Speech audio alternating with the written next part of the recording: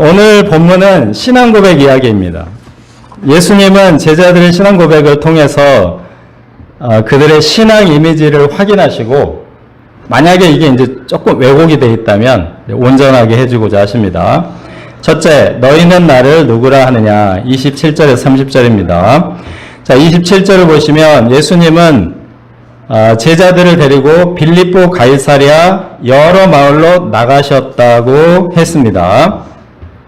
빌립보 가이사랴라는 지역은 헬몬산 기슭에 위치해 있어서 경치가 매우 좋은 곳으로 유명합니다. 이스라엘을 이제 대표하는 강 요단강 3대 수원지 중 가장 큰 곳이라서 유대인들에게는 생명의 젖줄이기도 합니다. 이 빌립보 가이사랴라는 이 이름은 헤롯 대왕의 아들 빌립 왕이 시저의 이름을 따서, 자기 이름과 황제의 이름을 따서 지은 이름입니다. 원래 작은 도시였는데 빌립 왕이 엄청난 인프라 투자를 하고 확장해서 지은 도시입니다. 요단강의 수원지고요. 지금도 굉장히 유명한 관광지입니다. 그러니까 우리가 중동을 생각하면 되게 메마른 사막 생각이 나는데 그것과는 완전히 이미지가 다른 그런 곳입니다. 예수님은 여러 가지 가르침, 축사, 치유 등을 통해서 예수님이 어떤 분이신지 알 수 있도록 먼저 보여주셨습니다. 그리고 물어보십니다. 사람들의 응답이 무엇입니까? 제자들이 사람들의 응답을 이렇게 보고합니다. 세례 요한이라 하고 더러는 엘리야, 더러는 선지자 중에 하나이다. 세례 요한이나 엘리야 또 선지자 중에 하나는 유대인들에게 있어 대단히 위대한 인물들입니다. 마치 우리나라에서 세종대왕이나 이순신 같은 어딘가 동상 하나 세워놓을 만한 그런 엄청난 인물들입니다. 예수님에 대한 평가가 다 좋지는 않습니다. 때문에 이 정도의 평가도 굉장히 좋은 편에 속합니다. 그러나 예수님은 이 대답에 만족하지 않으시고 너희는 나를 누구라고 하느냐. 예수님은 너희, 즉 제자들의 생각을 물으십니다. 다른 사람들이 무엇이라고 하든 제자들은 예수님에 대해 어떻게 생각하는지 물으신 것입니다. 베드로가 대답합니다. 주는 그리스도이십니다. 예수님은 이 고백을 흡족해 하시고 자기의 일을 아무에게도 알리지 말라고 경고하셨습니다. 예수님은 그리스도이십니다. 이 대답은 구약 성경에서 하나님께서 약속하신 메시아가 바로 예수님이시다라는 고백입니다. 이 메시아라는 말은 히브리어이고 그리스도라는 말은 헬라어인데 뜻은 같습니다. 기름 부음을 받은 자. 구약 성경에서 기름 부음을 받은 자들이 이스라엘 백성들을 구원했습니다. 항상. 뭐 선지자든 왕이든 누군가 이제 구원을 했기 때문에 이 메시아라는 말은 원래는 일반 명사였는데 구원자로 뜻이 굳어졌습니다. 그래서 예수님은 그리스도이십니다. 이 말과 예수님은 메시아이십니다. 같은 고백이고 이것을 한국어로 번역해 보면 예수님은 세상을 구원하시는 분이십니다. 이런 거 이제 할 수 있을 것 같습니다. 아담이 선악과를 범하고 타락한 후 하나님의 백성들은 구원자, 메시아를 기다렸습니다. 훌륭한 하나님의 종이 등장할 때마다 그들은 생각했습니다. 혹시 메시아인가? 혹시 우리를 구원하실 분이 아닐까? 아주 예의주시했습니다.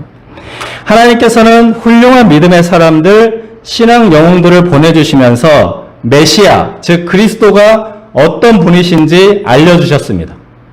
그리스도의 여러 가지 면을 이런 인물, 저런 인물들을 통해서 보여주셨습니다. 구약 성경이 여러 가지 이야기를 하고 있는데 그 중에 가장 중요한 포인트는 메시아가 누구인가 말하고 있다는 것입니다. 세례 요한, 엘리야 선지자 중에 하나는 예수님에 대한 호평이기는 하지만 예수님에 대해서 일정한 선을 긋는 표현이기도 합니다. 예수님이 훌륭한 인물이고 그래서 그 가르침을 들어볼 만한 것이고 인생에 도움이 되는 정도라는 생각입니다.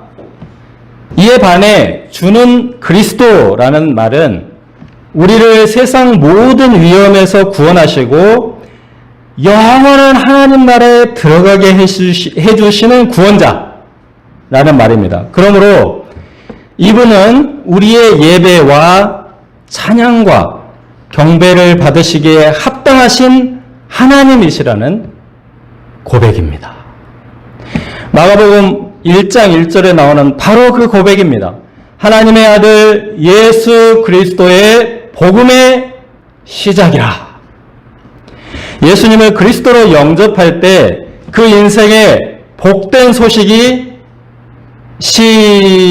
시작된다는 말입니다. 사람들이 나를 누구라고 하느냐? 너희는 나를 누구라고 하느냐? 우리를 향한 예수님의 질문입니다. 사람들이 무엇이라고 하든 세상이 어떻게 평가하든 나는 예수님을 누구라고 말합니까? 아주 인격적이고 개인적인 대답을 요구하십니다. 예수님께서 하필이면 빌립보 가이사랴에서 이 질문을 하셨습니다. 세상에 많은 신들과 종교들이 있는 것을 보라. 그럼에도 불구하고 너희는 나를 누구라고 하느냐? 도전적인 질문입니다. 결정을 요구하는 질문입니다. 훌륭한 분위기는 한데 거기까지인 것 같아요 라는 이런 애매한 태도가 아니라 예수님이 하나님의 아들인지 아닌지, 예수님이 신인지 아닌지 묻습니다. 베드로는 망설임 없이 대답합니다. 주는 그리스도이십니다.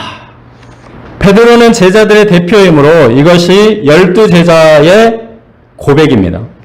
베드로는 신약교회의 대표이므로 이 고백은 우리 각 사람의 올바른 고백입니다. 또한 이 고백은 구원과 축복의 통로입니다. 내가 만일 내 입으로 예수를 주로 시인하며 또 하나님께서 그를 죽은 자 가운데서 살리신 것을 내 마음에 믿으면 구원을 받으리라. 사람이 마음으로 믿어 의에 이르고 입으로 시인하여 구원에 이르느니라. 마음으로는 믿는데 입으로 시인하면 사람들 앞에서 고백하면 민망해지기 때문에 나는 마음으로만 믿어요. 이렇게 하지 말라는 것입니다. 입으로 공개적으로 시인하라. 그것이 구원이라는 것입니다.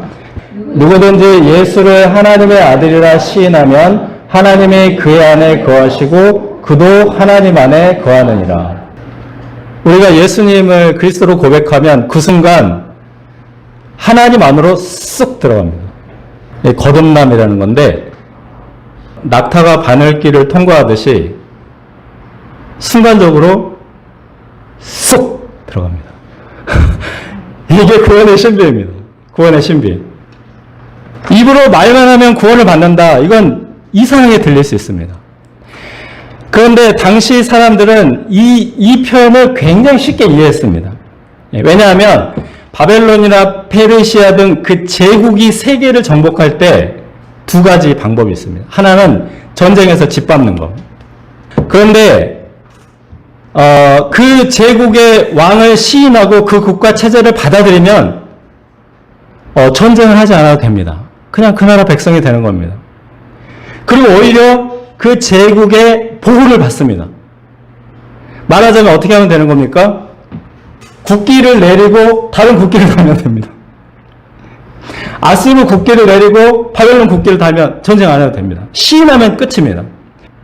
이런 일들 당시에 겪었기 때문에 시인하면 구원받는다. 이게 아주 쉬운 표현입니다. 이제 물론 예수님의 나라는 세상 나라와 다르기 때문에 막 거대한 군대를 이끌고 와서 전쟁할래, 항복할래 이렇게 협박하는 것은 아닙니다. 예수님은 당신이 누구신지 알 수 있도록 충분히 보여주시고 인내하시고 고백하기를 기다려주십니다. 유대인들도 이것을 잘 알고 있었습니다. 무리 중에 많은 사람이 예수를 믿고 말하되 그리스도께서 오실지라도 그 행하실 표적이 이 사람이 행한 것보다 더 많으랴 하니, 더 이상 있을 수 없는 그런 표적들을 보았다는 것입니다. 네, 충분히 보고 충분히 들은 후에 예수님에 대해서 판단을 내리고 결정을 내리면 됩니다. 그런데 반드시 어떤 순간에는 결정을 해야 합니다. 그래야 그 다음 단계로 성장할 수 있기 때문입니다. 예수님을 훌륭한 인물 정도로 생각했던 유대인들은 여전히 그 상태에 머무르다가 하나님의 백성에서 제외되고 말았습니다. 그러나 예수님을 그리스도로 영접한 제자들은 유대교를 벗어나 오늘날 전 세계의 하나님 나라로 확장되었습니다. 둘째, 자기 부인 자기 십자가 31절 38절입니다. 예수님은 그리스도로 영접한 제자들에게 다음 단계의 가르침을 시작하십니다. 예수님이 결국 십자가에 죽으시고 사흘 만에 부활하실 것이다 라고 가르치십니다. 십자가와 부활, 예수님의 메시아 사역의 핵심입니다. 비로소 그들에게 가르치시되, 이전에는 그렇지 않았으나 이제부터는 계속 가르치시겠다는 것입니다. 이전에는 이 가르침을 감당할 수 없었으나 이제는 그들도 알고 마음의 준비를 해야 합니다. 그런데 베드로의 반응이 어떠합니까? 드러내놓고 이 말씀을 하시니 베드로가 붙들고 항변하매. 베드로가 예수님을 붙들고 말합니다. 예수님, 안 됩니다. 그럴 수 없습니다. 예수님이 왜 죽으십니까? 그런 얘기 꺼내지도 마세요. 베드로는 이제 제자들의 대표 아닙니까? 그러니까 이것은 제자들의 대표로서 한 말입니다. 방금 주님은 그리스도이십니다. 정중하고 공손하게 고백하였습니다. 그런데 1분도 지나지 않아서 감히 예수님을 붙잡고 흔들면서 격렬하게 예수님의 가르침을 반박하고 예수님의 길을 반대합니다. 예수님의 반응 또한 놀랍습니다. 예수님은 제자들의 대표인 베드로를 사탄이라고 꾸짖으십니다. 그가 하나님의 일을 생각하지 않고 사람의 일을 생각하기 때문입니다. 이 사람의 일을 하나님의 일보다 앞세우면 사탄과 같이 되는 것임을 알 수 있습니다. 이 베드로의 말에는 예수님에 대한 인간적인 애정도 담겨 있을 것입니다. 우리 제자들이 스승님을 지켜들어야지 적대자들에게 손에 죽으시게 한다? 그럴 수 없지. 우리가 지켜야지. 이런 생각이 있을 수 있습니다. 그런데 이제 나중에 그 예수님이 체포되실 때 보면은 한 사람도 남김없이 다 도망가 버린 것을 보면 우리가 지키겠습니다. 그런 의미는 여기서는 아닌 것 같아요. 이 베드로가 생각한 사람의 일이란 제자들의 세속적인 성공입니다. 이 큰 무리의 열렬한 지지를 받으시는 그 예수님의 도움으로 예루살렘 공회의 높은 자리를 얻고 싶은 것입니다. 이제 이 뒤에 이제 마가복음 10장을 보면 실제로 제자들 중 2명이 예수님이 왕이 되시면 혹은 예수님이 한 계파의 수장이 되시면 그 예수님 다음 가장 높은 2자리를 달라 이렇게 청탁을 합니다. 이것을 보면 베드로가 생각한 사람의 일이란 정치적, 사회적, 종교적 성공이 분명합니다. 그러면 예수님이 유대교 지도자들과 갈등을 일으키면은 절대로 안 됩니다. 이게 사내들인 공회. 제자들의 말이 여기로 들어가고 싶다는 거거든요. 왼쪽에 35명, 오른쪽에 35명, 그리고 서기관 2명, 그래서 72명입니다. 그래서 베드로는 자신들의 앞길이 막히지 않기 위해서 예수님의 앞길을 막았습니다. 가만히 생각해보면 예수님이 자신들의 앞길을 막는다. 이렇게 생각을 했습니다. 예수님께서 베드로와 제자들의 상태가 부분적으로 눈을 뜬 상태라고 하셨습니다. 맹인을 치유하실 때 단계적으로 눈을 떴는데 이제 한 번 안수하셨을 때 사람을 나무토막처럼 보았습니다. 베드로와 제자들의 상태가 이처럼 예수님에 대해서 부분적으로 눈을 뜬 상태임을 알 수 있습니다. 예수님의 이런 베드로가 그 상태에 머무르지 않고 온전히 눈을 떠서 밝히 볼 수 있도록 엄하게 책망하셨습니다. 사탄아, 내 뒤로 물러가라. 내가 하나님의 일을 생각하지 아니하고 도리어 사람의 일을 생각하노다. 내 뒤로 물러가라. 네, 그러면 하나님의 일을 생각하는 제자가 되려면 어떻게 해야 합니까? 예수님을 따르는 자라면 자기를 부인하고 자기 십자가를 져야 합니다. 십자가는 로마가 반역자들을 처단하는 형틀입니다. 십자가를 진다라는 말은 당시 처용될 각오를 한다, 목숨을 내어놓는다라는 관용어입니다. 그런데 예수님을 위하여 목숨을 내놓고 따르면 오히려 그것이 구원의 길입니다. 자기를 부인하고 자기 십자가를 지는 좋은 예는 헬라인 수로보니게 여인 같습니다. 예수님께서 자녀의 떡을 개에게 던지지 않는다라는 말로 개 취급을 하셨습니다. 그런데 여인은 자신의 자존심, 지위, 명예를 모두 내려놓고 예수님의 말씀을 수용합니다. 주님, 옳습니다. 그러나 상 아래 개들도 그 아이들이 흘리는 부스러기는 먹습니다. 그 여인의 마음이 분노와 모욕과 수치 막 온갖 것들이 휘몰아쳤지만 자기를 부인하고 자기 십자가를 졌습니다. 그렇게 자기 존재가 폭파하는 것 같은 고통을 감수했을 때 오히려 생명을 얻었습니다. 귀신 들렸던 딸이 회복되었고 자기 자신은 자녀의 떡을 먹었습니다. 만약 예수님께서 거룩한 천사들과 함께 재림하시고 하나님 앞에서 우리가 심판을 받게 된다면 무엇이 부끄러운 일이고 무엇이 자랑스러운 일일까 판단하라는 것입니다. 우리가 눈앞에 있는 이익과 손해만 계산하면 사람의 일을 생각하게 됩니다. 그런데 하나님의 일은 우리가 생각한 것과는 차원이 다른 스케일입니다.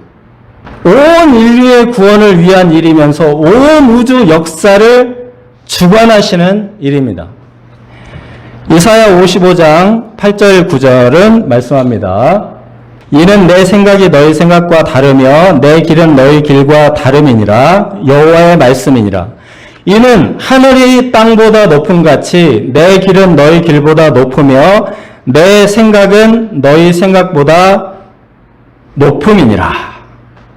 자, 예수님은 베드로에게 내 뒤로 물러가라 하십니다. 예수님을 붙잡고 흔들었으나 쫓아내거나 이제 제자 양성 포기하지 않으시고 예수님의 뒤로 물러나라 하십니다. 제자의 생명, 우리 신자의 생명은 예수님의 뒤에서 예수님의 발자취를 따르는 것입니다. 그 길이 때로는 가시밭길일 수 있습니다. 마가복음 당시에 로마 성도들이 잔혹한 박해를 받았던 것처럼 말이죠.